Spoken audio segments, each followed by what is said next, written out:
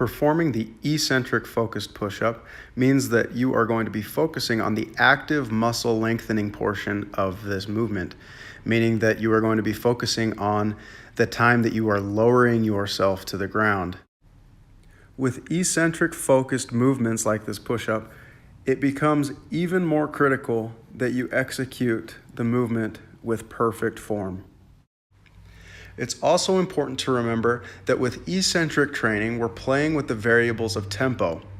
In the video, I'm lowering myself for a count of around 6, and then I'm not pausing at the bottom, and then I press myself away from the floor for a count of 1.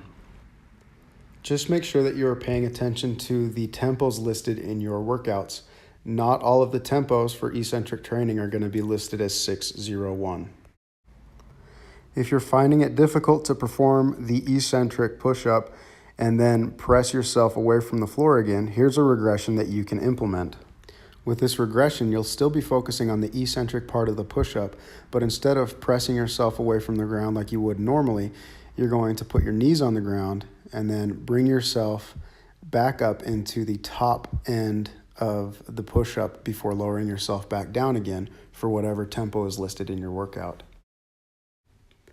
If you need a further regression for this exercise, you can put yourself into an inclined push-up position and perform the movement from there.